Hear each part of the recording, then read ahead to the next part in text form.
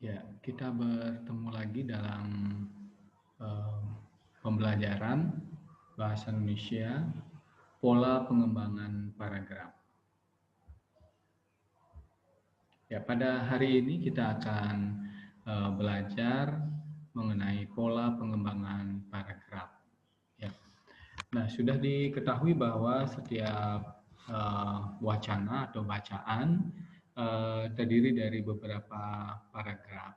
Nah, bagaimana seorang penulis dapat membuat paragraf yang baik ya pada setiap bacaan atau wacana yang dibuat. Misalnya seorang siswa atau mahasiswa akan membuat makalah misalnya untuk tugas di sekolah atau di kampus ya.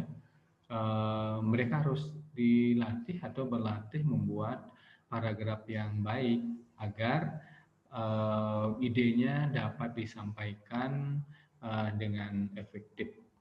Ya. Nah, bagaimana cara membuat paragraf yang baik? Ya harus memperhatikan pola pengembangan.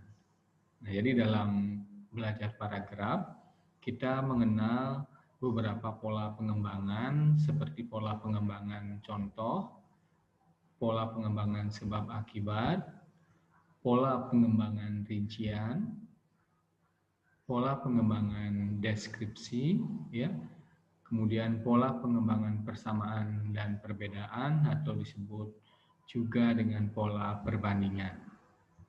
Ya. Nah, pada hari ini kita akan mempelajari salah satu contoh saja, yakni pola pengembangan melalui contoh. Ya. Nah, pola pengembangan sebuah paragraf itu sangat ditentukan pada ide yang ingin disampaikan penulis.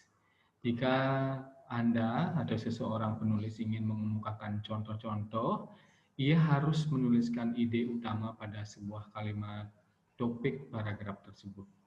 Demikian pula halnya jika penulis ingin menyampaikan adanya sebab akibat ya pada sebuah fenomena atau peristiwa, ia harus menuliskan idenya pada kalimat topik. Ide yang ditulis itulah mengandung sebab akibat. Nah, kita akan fokus pola pengembangan paragraf melalui contoh. Saya berikan contoh ya, contoh satu. Ada beberapa contoh aplikasi dalam jaringan yang mendukung pelaksanaan pembelajaran. Nah, misalkan Anda atau saudara ingin menuliskan gagasan ya sehubungan dengan beberapa aplikasi yang bisa dijadikan sebagai media untuk menyelenggarakan pembelajaran daring. Jadi di kalimat topik harus dibuat seperti ini. Ada beberapa contoh aplikasi dalam jaringan yang mendukung pelaksanaan pembelajaran. Ya, jadi karena Anda ingin menyampaikan contoh-contoh aplikasi. Nah, contoh pertama adalah kalimat topik yang mengandung ide bahwa ada beberapa contoh aplikasi dalam jaringan atau daring yang mendukung pelaksanaan pembelajaran. Nah, contoh ini secara jelas mengharuskan si penulis atau Anda ya untuk menyampaikan contoh-contoh, bukan sebab akibat atau bukan rincian ya.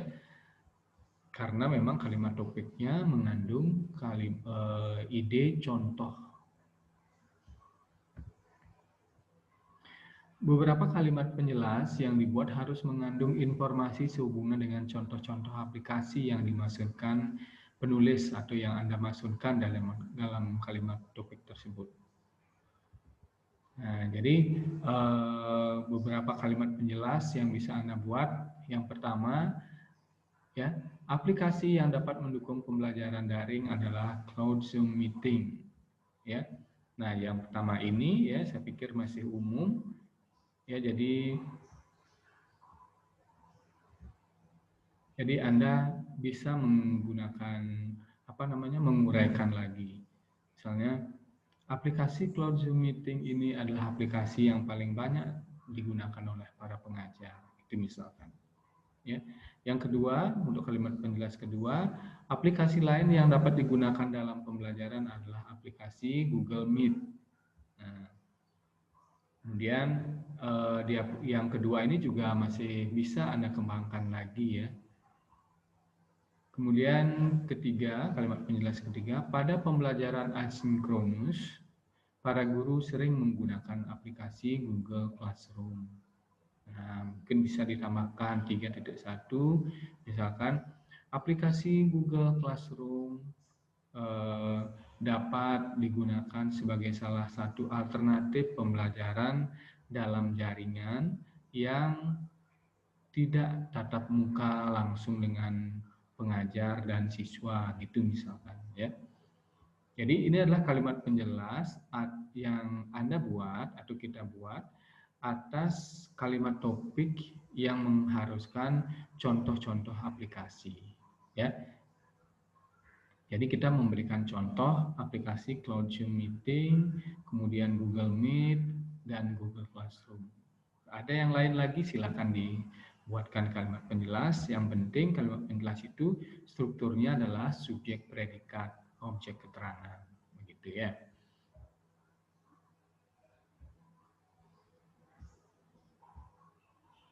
Nah, apa yang perlu diperhatikan saat Anda membuat kalimat topik ya? Kalimat topik yang kita buat itu mengandung frasa pengontrol atau frase pengontrol. Nah, apa frase pengontrol itu ya? Frase pengontrol itu memiliki fungsi untuk mengontrol ide yang akan kita kembangkan atau dikembangkan. Nah, seperti tadi contohnya, ada beberapa contoh aplikasi dalam jaringan yang mendukung pembelajaran daring, misalkan. Nah, pada contoh ini ya, frase pengontrolnya adalah ada beberapa contoh. Nah, karena frase pengontrolnya adalah ada beberapa contoh, maka kita tidak membuat kalimat penjelas, misalkan sebab akibat, kemudian rincian, bagaimana kita merinci Google Classroom, kita merinci Zoom, ya, kita tidak melakukan itu pada kalimat penjelas, melainkan hanya mengemukakan contoh-contoh saja. Jadi yang dikembangkan melalui kalimat penjelas adalah contoh-contoh sebagaimana frasa pengontrolnya. Ya. Nah, untuk mengecek ya bagaimana pemahaman kita gitu ya, silakan kalian berlatih atau Anda berlatih membuat sebuah paragraf pola pengembangan contoh.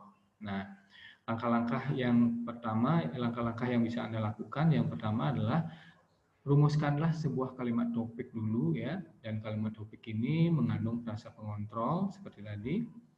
Kemudian dua, rumuskanlah beberapa kalimat penjelas ya yang mendukung atau yang menguraikan kalimat topik yang pertama ini ya. Nah, setelah itu ya, ketika kalimat topik sudah selesai, kalimat penjelas sudah selesai, maka Anda harus merangkaikan atau mengembangkan istilahnya kalimat topik dengan kalimat penjelas ya. Pada pengembangan ini Anda menggunakan konjungsi ya. Konjungsi yang tepat ya. Kemudian juga jangan yang sama itu saja konjungsinya. Harus variatif agar paragraf Anda lebih bagus. Ya, jadi tidak membosankan gitu ya. Kemudian yang terakhir adalah Anda mencermati ejaan, kemudian tata kalimat ya yang Anda gunakan pada paragraf dengan pola pengembangan contoh tersebut.